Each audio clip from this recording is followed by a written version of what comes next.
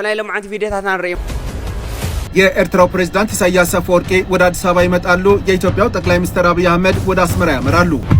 ሰበርና አስደሳች መረጃ ጠቅላይ ሚኒስትር ዶክተር አብይ አህመድ በቅርብ ወደ አስመራ ሊያቀኑ እንደሚችሉ ኢትዮጵያ በህጋውን አፍልጦን ወደ በዓሰብ ክትቀም ከመውን በረራና ህዝብ ነፈርቲ ክጅመር ጠቅላይ ሚኒስትር ዶክተር አብይ አህመድ በቅርቡ ወደ አስመራ የሚያቀኑ ሲሆን በተመሳሳይ ሁኔታ ፕሬዝዳንት ኢሳያስ አፈወርቂ ወደ አዲስ አበባ እንደሚመጡም አሞንጎ ኤርትራን ኢትዮጵያን ዝግበር ልዝብ ልዕል ዝኾነ አካል ክንድግፎ ዘለና ንሕና ይመስለና ሎክ ኤርትራ ኣብ መበል 87 ዋዕላ ኮሚሽን ሰብአውን ህዝባውን መሰላት አፍሪካ መደረ ስሚዑ ኤርትራን ሽወደንን በደረጃ ላዕለዎት ሰበስልጣን ኣብ ሽወደን ተራኺቦም ኣብ ኤርትራ ዝኣተው ዕጡቃት ኢትዮጵያ ልዕሊ 2000 በፂሖም ይርከቡ እንዋጋለን አትጠራጥ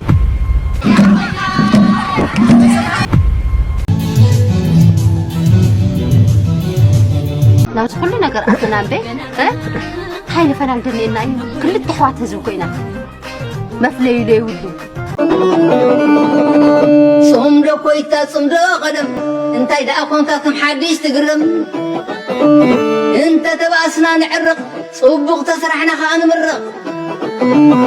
ነትዘስገረና ተሪት ሰገን ክልት ኮንካስ ከም ሓደ ቅልጽል ላምታዚ ናይ ወይናይ ከይመስለካትኩም ናይ ብርክት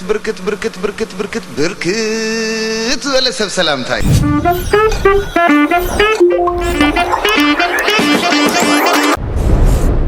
ላይኩም ጋር ጀመረ ሰናይ ጻንሕት ፒስ ሰላም ካነ ይወርደል ሰላም አወኔ ዓለም በዓለሙ ሰላም ይወርደል ሀገርና ሰላም እንተኮይና ዓለም በዓለሙ نحن نقصن من أسي يقصن عديتا نقصن أبوتا تقصن إزقابير أملاق بعلمه محرته وردل ኣብ ቀይ ባሕሪ ናይ ምሾት ስፍራ ጽባህ ክኽፈትዩ ከም ኣካል ናይ ትጽላ ቱሪዝም ቀይ ባሕሪ ንምዕባይ ዝግበር ዘሎ ወፍሪ ሚራባ ሬድሲ ጽባህ 15 ግንቦት ኣብ ደሴት ሹራ ክኽፈትዩ ሬድሲ ግሎባል ኣብ ዘውጽእ ሓበሬታ ሚራባ ሬድሲ ጽባህ 15 ግንቦት ኣጋይሽ ብወግዕ መቕባል ክጅመር ምዃኑ ሓቢሩ ምኽባት ናይ ዓለማዊ ዝርግሐ ዘለዎ ናይ ምሾት ሚራባል ካብ ሕብራት መንግስታት ኣሜሪካ ወጻኢ ንቀይ ባሕሪ ናብ ናይ ቱሪስት ማእከል ብምዃን ኣብ ጽላ ቱሪዝም መሪሕነት ክሕዝ ዝኽእል እዩ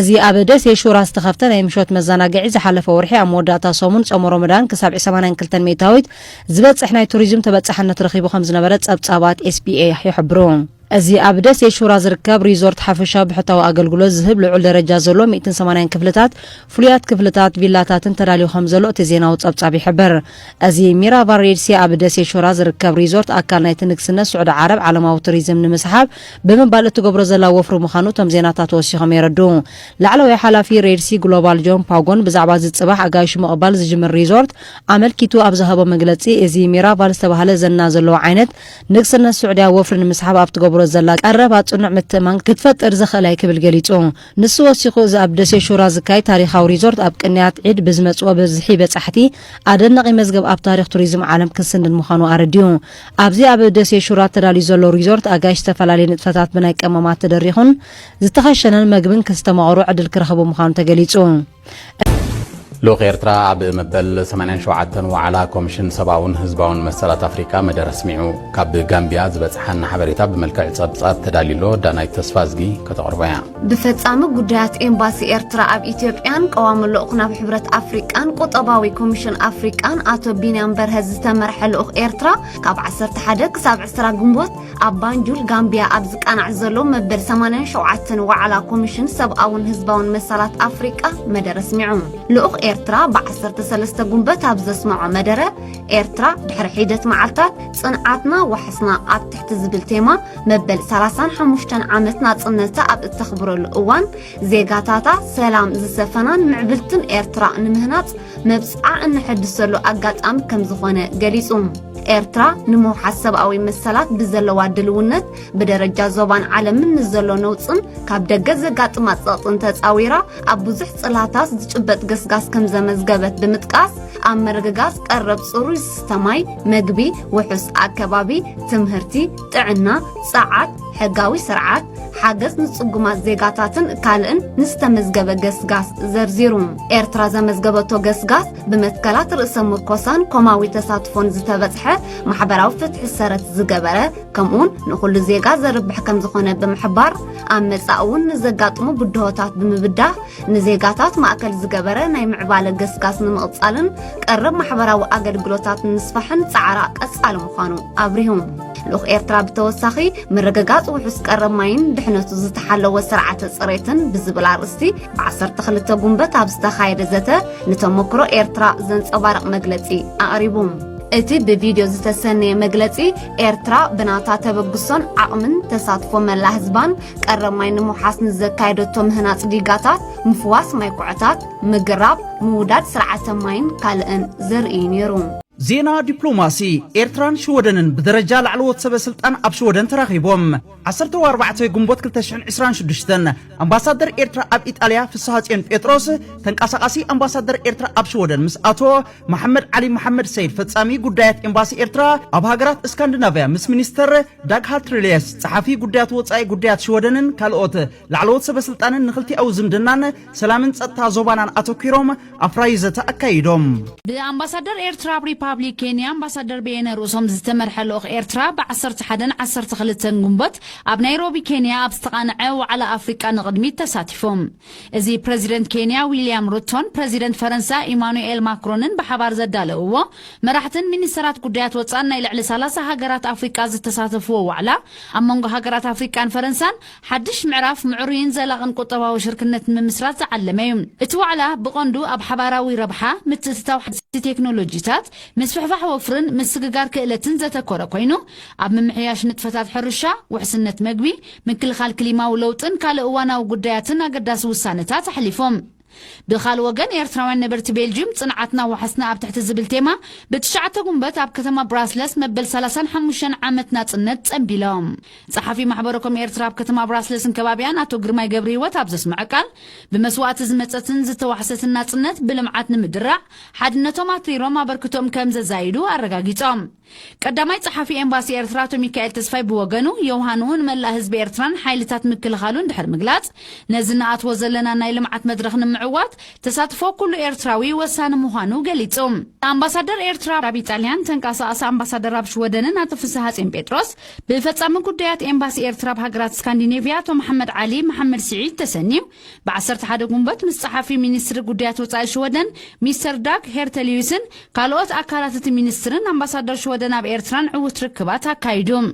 ኣብ ትርክብ ኣብ ክልተኣዊ ዝምድናሃትን ተራ ኤርትራ ብዞባዊ ጉዳያትን ሰፊሕ ድሕሪ ምክያድ መንግስታት ሽወደንን ኤርትራን ንዝጀመርዎ ዲፕሎማስያውን ቁጠባውን መደባት ንምሕያል ብሓባር ክሰርሑ ኣብ ምርድዳእ ተበጺሖም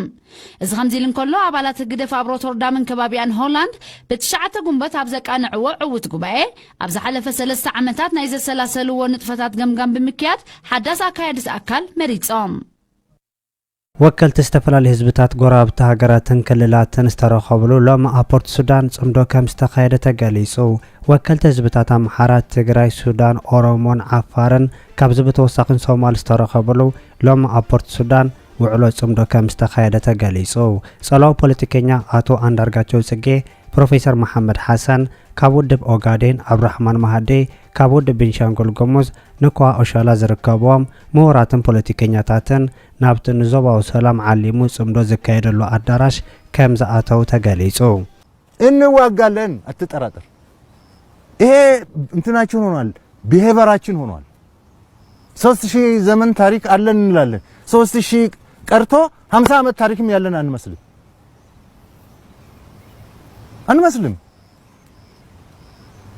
50 ዓመት እኮ ነው እምረት የበለጸገ የተከበረ የዓለም ሀገር የሆነው አንመስልም ዓመት መቁጠር ምን ይጠቅመናል እኛ እኮ የዓለም መሪ ነው መሆን የነበረብን የዓለም መሪ እንደ እድሜያችን የዓለም መሪ ነው መሆን የነበረብን መቀየር ነው በቃ ቴድሮስ መጣ ያልዘመተበት የለም ዘመነ መሳፍንት ብለን ስንት መቶ ዓመት ነው በጨለማ ስንዋጋ ይኖር ነው ሁሉ ጊዜ ጦርነት ነው። ኧረ ይብቃ። እኔ ወታደር ነኝ፣ የሰራዊት አዛዥ ነኝ። ጦርነት አልፈልግም በፍጹም። ምክንያቱም ጦርነት ውስጥ እኔ ማዛቸው ወታደሮች ይቆስላሉ፣ ይሞታሉ። ውሸት ትብሎም ዘለኻ ዋጋ ከፊሎም ሃገርን ህዝብን ዘውሓስዎ እስኻ ትሸጦለካ ሕጂ ንሳእሰሩ ኢሳያስ መዋዕትዎም ንዕኦም አንተ እስኻ ትሸጦለካ ኣነ ይሸጠኩም ዘለኹ አንተም ሰባት ሰላማዊ መገዲ ኮይነ ምስ ኣብይ ተዘራሪበ ህዝበይ ከድሕል በሰላማዊ እንታ ድዩ ስለ ዝኾነ ብባሕርና ብሰላማዊ ንዘርቦ ዋይ ንዓሉ ትምክሕቲ ወጠና سمعني تمكحتي يخون دلاي يخون يا مكينة أنت سقبل ناتك بس سمع قدر يا مكينة يا سمع محاري أب عالم سي هدم وبل محاري أب عالم أب عالم بحري تلواوي هم بعال السخاتكم ترى محاري هاجرات هم بعال السخاتكم ميرون أزاربنا ببترا تهزبنا تبخس أزاربنا ببترا يونا أزاربنا أزاربنا محاري أزاربنا أب زيد أزاربنا جنبي نيوردانوس محاري أعتقد فندو يوردانوس كان تتبع الخطفان أنا فتر خالي نعم أنا عاي أوردان ما قد يتطرز له ميرون ريسبيت موجود صنع ميت مرة سلسلة ولا سلسلة صديق نزارب ترى أنا ما قد يتطرز له حرك سلسلة محاري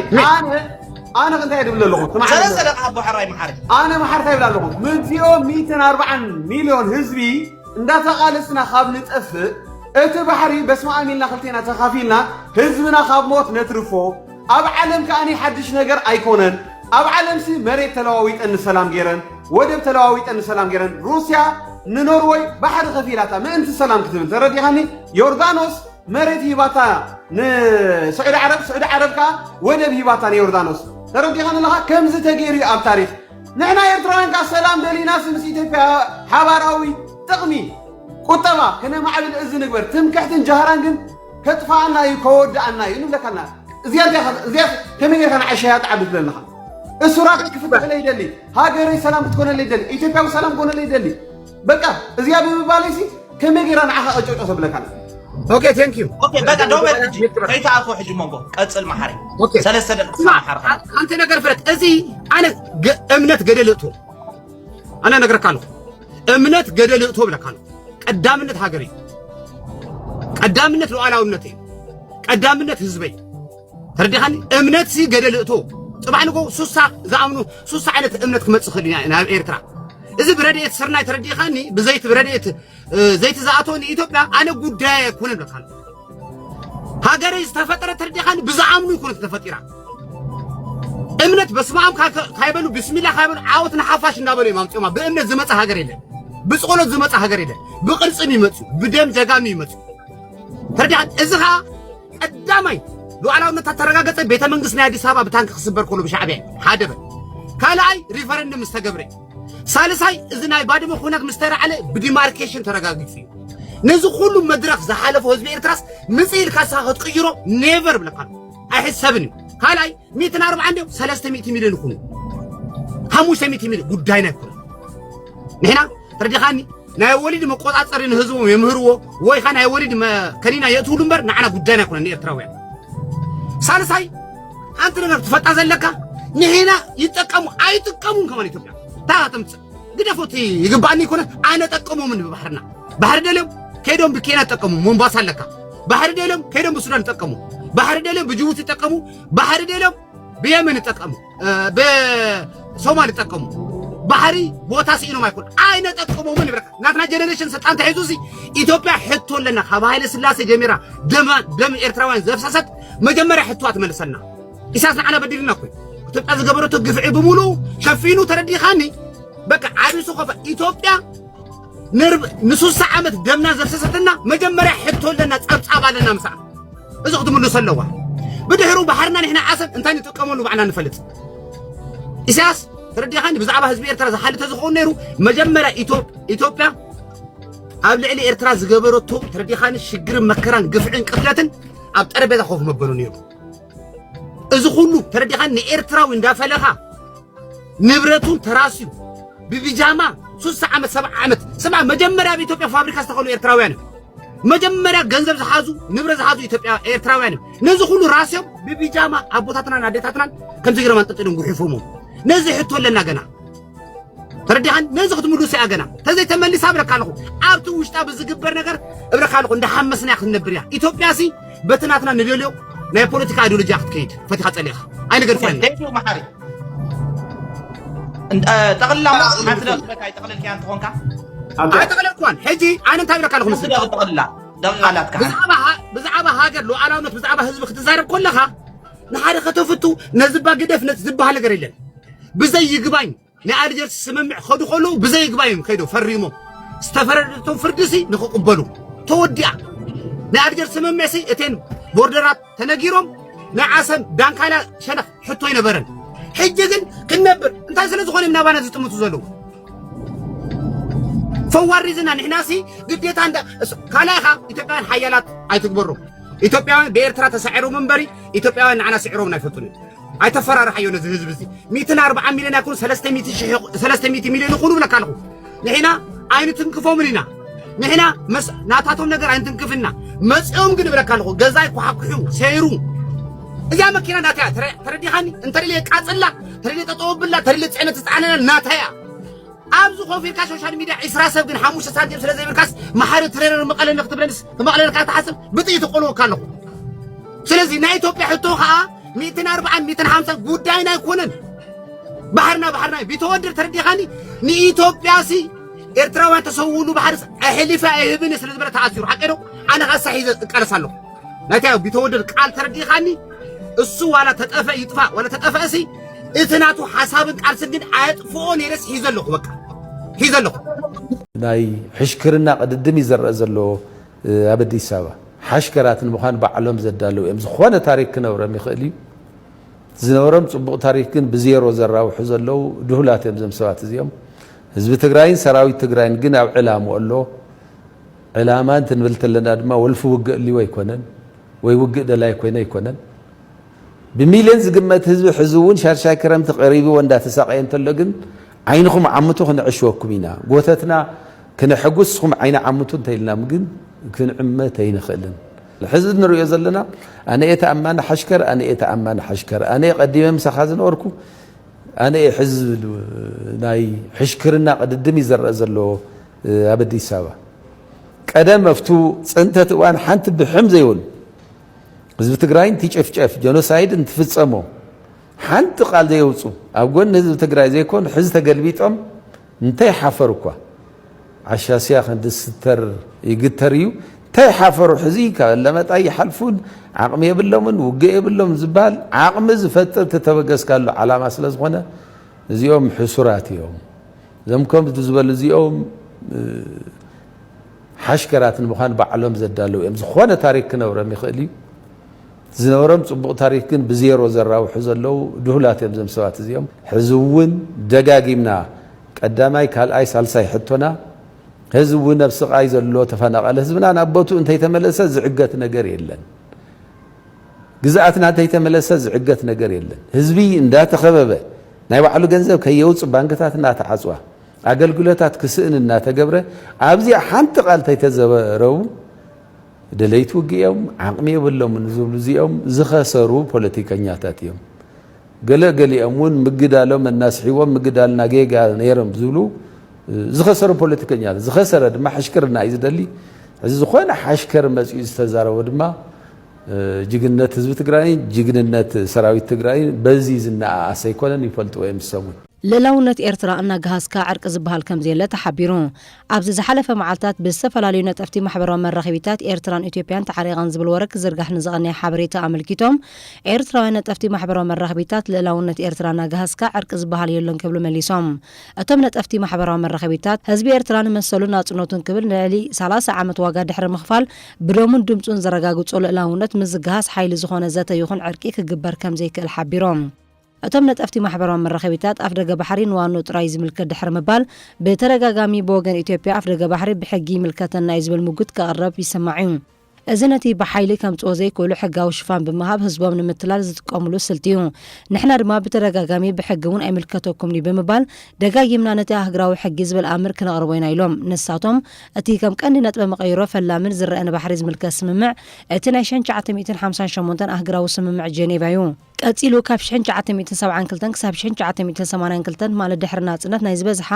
ኣብ ትሕቲ መግዛእቲ ዝነበራ ሃገራት ብሓሊት ውድብ ሕቡራት ሃገራት ንሕጊ ባሕሪ ዝምልከት ነዊሕ ግዜ ዝወሰደ ስምምዕ ናይ ምንዳፍ ስራሕ ተኻይዱ ኣብ 1994 ድማ ኣብ ግብሪ ውዒሉ እዚ ስምምዕ እዚ ዝበዝሓ ሃገራት ከቲመናሉስ ሃገራዊ ሕጊ ባሕሪ ኮይኑ የገልግላሎ ብምባል ኢትዮጵያ በዚ ሕጊ ዝኾነ ኣፍ ደገ ባሕሪ ኣይምልከታን ኢሎም እቶም ነጠፍቲ ማሕበራዊ መራኸቢታት ቀፂሎም አንቀጽ 125 ስምምዕ ሕጊ ባሕሪ 1982 ሃገራት ዘለውን መሰል ብዝምልከት ዘስፈሩ ሕጋጋት ኣሎ ብመሰረት እዚ ስምምዕ እዚ ሃገራት መሰልን ግዴታታትን ክህልዎን ዝኽእል ነቲ ውዕል ምስ ዝኽትማሉ ጥራዩ ካብዚ ወጻኢ ኣብ ሃገራዊ ልምዲ ይኹን ሓፈሻዊ መትከላት ተመርኪስካ ክሕተት ዝኽእል መሰል ናይ ኣፍ ደገ ባሕሪ የለን አንቀጽ 125 ኣፍ ደገ ባሕሪ ዘይብለን ሃገራት ብሰላማዊ ኣገባብ በተን ኣፍ ደገ ባሕሪ ዘለውን ሃገራት ክጥቀማ ተባሂሉ ዝመጽእ ብምባል እቲ ኢትዮጵያ ብመንግስታዊ መራኸቢ ብዙሃን እተቕርቦ ዘላ ፕሮፓጋንዳ ሕጋዊ መሰረት ዘይብሉ ልዕላዊ መሰል ነጻ ሃገር ዝግህስ ይኽብሉ ኣረድዮም እቶም ነጠፍቲ ማሕበራዊ መራኸቢታት ቀፂሎም ራብዓይ ነጥቢ ሕጊ ባሕሪ ከም ዝምልከቶም ብምባል ልዕላውነት ባሕሪ ከም ዘይንካ ኣፍ ደገ ባሕሪ ዘለዋ ሃገር ድማ ረብሓ ንምሕላው ኣድላይ ዝበለቶ ስጉምቲ ክትወስድ መሰል ከም ዘለዋ የመልክተልና ብምባል ኣረድዮም ቀፂሎም ትስምምዕ ንኹሉ እንተታት ማለት ከጋጠም ዝኽእል ጸገማት ኣብ ግምት ብምታው ንምትሕባር ዝዕድም ንሰላማዊ ተጠቃምነት ዘተባብዕን ንጹር ሕጋጋት ዘስፈረዩ ኣፍ ደገ ባሕሪ ዘይብለን ሃገራት አንቀጽ 125 ክልተ ዝህበን መሰል ክፍጽማ ንዑ ዝምልከት ስምምዕ ክገብራ ናይ ግድን እዩ ዝርዝር ትሕሶ ናይቲ ስምምዕ ነተን ሃገራት ዝግደፍ እዩ እቲ ሕጊ ግን ብዘይ ምስማዕ መሰል ተጠቃምነት ዝበሃል ከም ዘየሎ ዘነፂሩ ኢሎም እቶም ነጠፍቲ ማሕበራዊ መራኸቢታት ቀፂሎም ክፍለጥ ዘለዎ ኣፍ ደገ ባሕሪ ዘለውን ሃገራት ንተጠቃምነት ወደባትን ካልእ ናይተን ኣፍ ደገ ባሕሪ ዘይብለን ሃገራት ከም ቀንዲ ጸጋኔን ዝጥምጥኦ ድሕሪ ምባል ክንዲ ዝኾነ ኣብ ዞባና ዘለዋ ወነንቲ ኣፍ ደገ ባሕሪ ዘለውን ሃገራት ይኹን ኤርትራ ቦጎና ክሳዕሎም ሰላማዊ ተጠቃምነት ኣፍ ደገ ባሕሪ ዝቃወም ሕጊ ወይ ፖሊሲ ክኽተላ ኣይተራእያን ኢሎም እቲ ከም ጠንቂ ግርጭት ኮይኑ ዝረአ ሃተምቶም ሕቶ ተጠቃምነት ዘይኮነ ዜናትካ ናይ ምድላይ ሃተምቶም እዩ ብምባል ኢትዮጵያ ንልዕላውነት ኤርትራ ዝግስ ሓሳባት ተመጽእ ከም ዘላ ኣረድዩ እቶም ነጠፍቲ ኢትዮጵያ ብታሪኽ ብባህሊ ብሕጊ ኣፍ ደገ ባሕሪ ዝበሃል ከም ዘይምልከታ ብምግላጽ እቲ ብሽምግልና ብዘተ ተዓሪቕን ተባሂሉ ኣብ ማሕበራዊ መራኸቢታት ዝርጋሕ ዘሎ ሓበሬታ ከንቱ እዩ ብምባል ምስ ልዕላውነት ዝግህስ መንግስቲ ዕርቂ ዝበሃል ከም ዘየለ ኣረድዮም ንሳቶም ኤርትራ ንሰላም ጉርብትናዊ ሕውነት ቀዳምነት ትህብን ንሰላም ጸጥታን ዞባና ዋጋ ዝኸፈለትን እትኸፍልን ዘላ ሃገር ምዃና ብምጥቃስ ወትሩ ንሰላም ኣደዋ ዝርጉሕ ምዃኑ ሓቢሩ ቀፂሎም ሰላም ዝመጽእ ሕድሕድ ብምክባርን ግዛእታዊ ልዕላውነት ሓድነት ሓንቲ ሃገር ብምሕላው ምዃኑ ምግላጽ ኤርትራ ንልዕላውነት ምዝግህ ዝኾነ ይኹን ወገን ክትዕረቕ ከም ዘይትኽእል ሓቢሮም ኣብ መንጎ ኤርትራን ኢትዮጵያን ዝግበር ልዝብ ክድገፍ እዩ ዘሎ ንድግፎ ኣለና ልዕሊ ዝኾነ ኣካል ክንድግፎ ዘለና ንሕና ይመስለኒ ንምንታይ ኢና ንድግፎ ካብ መጀመሪኡ ኩናት ንኸይህሉ ትግራይ ምስ ጎራውታ ልዝብ ክህልዋ ከም ዝግባእ ዓርሲ ተበግሶ ብምግባር ናስራሕና ጸንሐና ስለ ዝኾንና ማለት እዩ ምስቲ መንግስቲ ኢትዮጵያ ተባሂሉ ዝፅዋዕ እውን ዝነበረና ግጭት ንምፍታሕ እቲ ንሱ ንኻልኦት ሃልክታትን መቐፀሊ ዝጀመሮ ናይ ጆኖሳይድ ፕሮጀክትን ዋላ እኳ ተውዕሎ ብውዕሊ ፕሪቶርያ ምስኡ እውን ሰላም ንምፍጣር ዝለዓለ ፃዕሪ ጥራሕ ዘይኮነስ ምእንቶ ተባሂሉ እውን ብዙሕ ክሳላታት ናተኸፈለ ስለ ዝመጽእ ብፍላይ ምስ ኤርትራን ኢትዮጵያን ክትሓዝ ከሎ እቲ ስርዓት ብልጽግና ንኤርትራ ልዕላውነት ንዓሰብ ወሎ ግዛእ ክወርግ ክብል ከሎ እቲ ካሊእ ኣብዚ ዝለዓል ነበረ ትግራይ ዓውደ ውግእ ክትኮን እያ ዝብል እዩ ትግራይ ዓውደ ውግእ ዘግብር እዩ ስለዚ ምስ ኤርትራ ይንኹን ምስ ኢትዮጵያ ጥራሕ ንጥበቕ ዝብሉ ሓይልታት ብበዝሖም ዝነበሩ ዝፍለጥ እዩ ንሕና ኣብ መትከል ኢና ጠጠው ክንብል ዘለና መንግስቲ ኢትዮጵያ እውን ዓገብ ክንብሎ ኣለና ኣብ ልዕሊ ኤርትራ ዝገብሮ ወራር ዓገብ ክበሃል ኣሎ ምክንያቱ ንኣና ስለ ዝልክም ንትግራይ ስለ ዝልክም ዓገብ ክበሃል ኣለዎ ጀሚርናያ ዘለና ናይ ህዝታት ጽምዶ ርክብ እውን ክቕፅል ኣለዎ ዝብል ኣብዚ ሚድያ እዚ ተይተረፈ ብዝተፈላለየ መልክዑ እናገለፅና ዝመፀና እዩ ስለዚ ናይ ብሓቂ መንጎ ኢትዮጵያን ኤርትራን ኣብ መንጎ ኤርትራን ኢትዮጵያን ናይ ሰላም ዝርርብ ተገይሩ ጸገማቶም ብዝለዘበ ኣገባብ ክፈትሑ ተኽኢሎም ናያትናውን ዓወቲ ስለዚ መጀመሪያ እዚ ከም አውንታው ነገር ሙሳድ አገዳሲ መስለና ማለት እዩ ነዚውና ስራሕና ስለጽናሕና አውዲ እዚ ግን ትብሱ ተረኻተር ዘሎ ተረኻትን ዝፍጠር ዘሎ ከመይሩ ወሎ እንታይ አም ዝደልዩ ዝብሊና ንርኢ ዘለና እምበር ብጭቡጥ ክሻፈዚ ዝተገበረ ዝርውን የለን ዝተበጽሐ መደምደምታውን የለን ግን ገና ኣብ ዝተፈጠረሉ ዘየለ እንታይ ይደልዩ እንታይ ክገብሩ ከም ዝሓስቡን ዘመላኽትዎ ዘለው ግን ብጣዕሚ ዝገርም እዩ ማለት እዩ ስለዚ ኣብዚ ግልጽ እዮም ክኾኑ ዘለው ግልጽ ኮን ተኮይኖም ከዓ መትከላውነት ክለዎም ኣሎ መትከላውነት ከዓ ክለዎም ተኮይኑ ትግራይ መሰረቶም ገብሩ ክለዎም ብልጽግና ምዃን ኮይ በቃ መትከለውስ ብልጽግና ምዃን ሶ በቃ ብልጽግና ተኮይንካ እንታይ ይኾነሉ መስለካ እቲ ዕልል ዘለውን ሓደ ስኸውን ይኽእል ምንም ሶ ናይ ብልጽግና አጀንዳ ነውስኻ ምስ ብልጽግና ወሃሂድካ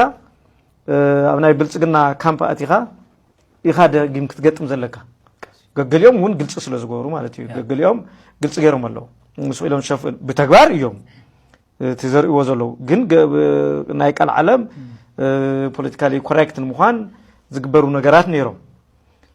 ገገሊኦም ከዓ ብተናጸል ከምኡ ዝኾነለው ነቲ ስርዓት ሲኢልካ ብምቕራብ ለካ ዘይፈልጥና እምበይ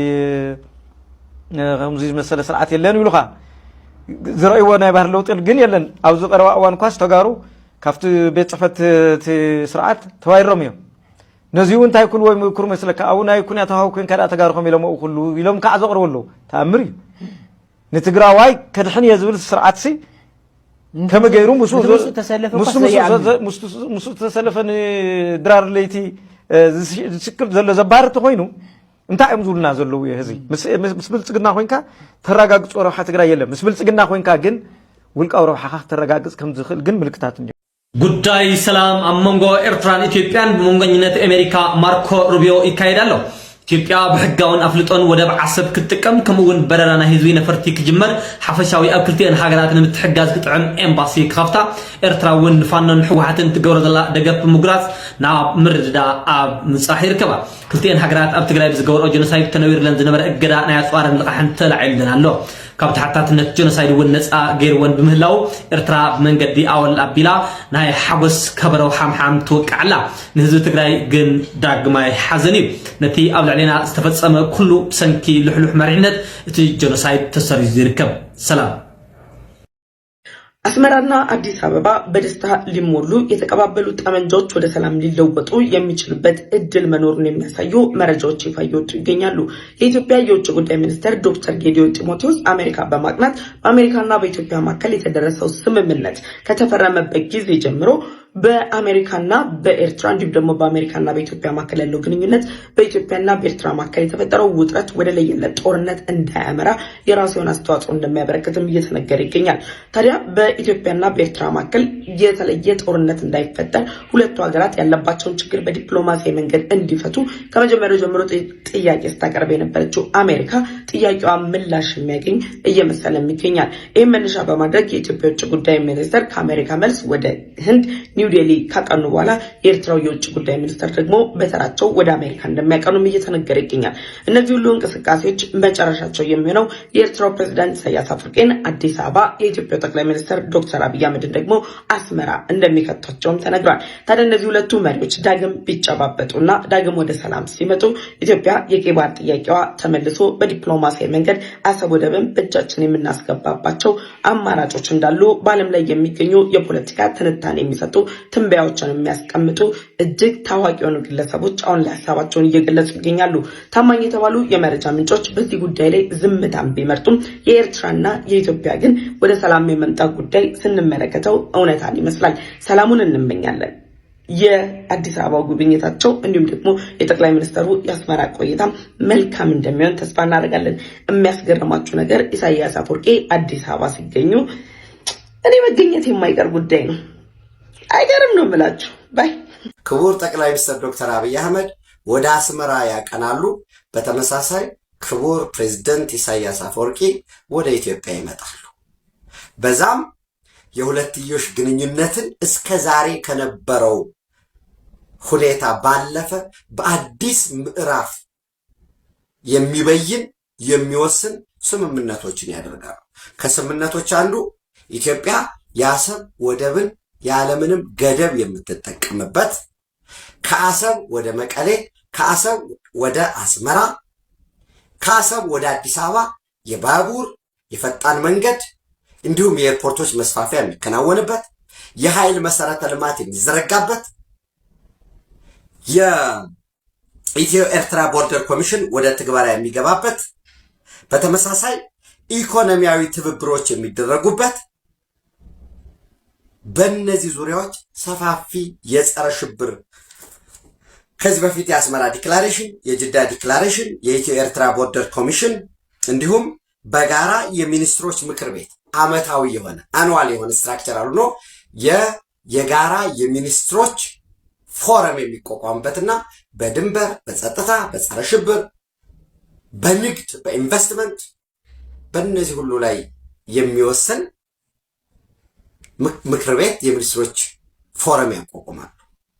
አስተማማኝ ሪሌብል የሆነ መረጃ ነው ነግራችሁ። የኤርትራው ፕሬዝዳንት ኢሳያስ አፈወርቂ ወደ አዲስ አበባ ይመጣሉ። የኢትዮጵያው ጠቅላይ ሚኒስትር አብይ አህመድ ወደ አስመራ ያመራሉ። ይህ በቅርቡ ይደረጋል ተብሎ የሚጠበቅ ሁነት ነው። ለመንግስት ቅርበት ካላቸው የመረጃ ምንጮች እንደሚሰማው ከሆነ ይህ ሁኔታ የመፈጸሙ ዕድል ከፍተኛ እንደሆነ እየተነገረ ይገኛል። አሁን ላይ በስፋት እየተነገረ ያለው የሁለቱ ሀገራት የሰላም ስምምነት በቀጣይ የሚፈረም ከሆነ ኢትዮጵያ የባህር በር የማግኘት ዕድሏ በጣም ሰፊ ይሆናል። በኢትዮጵያና በኤርትራ መካከል የህዝብ ለህዝብ ትስስሩም በ2010 ዓ.ም ተፈጥሮ እንደነበረው ሰላም ሊሆን እንደሚችል ይጠበቃል። ፎታትን ክብራትን ተኻተልቲ መደብ ትርጉም እቶም ናይ አምሓርኛ ቪዲዮታት ዝብልዎ ደለው ብሓፂሩን ጥቕልል ብዝበለ ሓሳቡን ክነግረክን ከለኹ ብመንግስቲ አሜሪካ ተሓባርነት ዝግበር ዘሎ እቲ ናይ ዕርቂ ሰላም ኢትዮጵያን ኤርትራን እንድሕር ደኣም እቲ ሰላም እቲ ዕርቂ ዝካየድ ኮይኑ እንተደኣ ዝሳኻዕ ኮይኑ ምናልባት ክልተን ሃገራት ናብ ስምዕ ዘይበፅሓሉ ምክንያት የልቦን እዮም ድብሉ ደለው ክስማማዓሉ ዝኽእላ ድማ ናይ ሓበራዊ ጥቕሚ ምናልባት እውን እቲ ናይ ቀይሕ ባሕሪ እቲ ናይ ዓሰብን ጉዳይ ንክልተን ሃገራት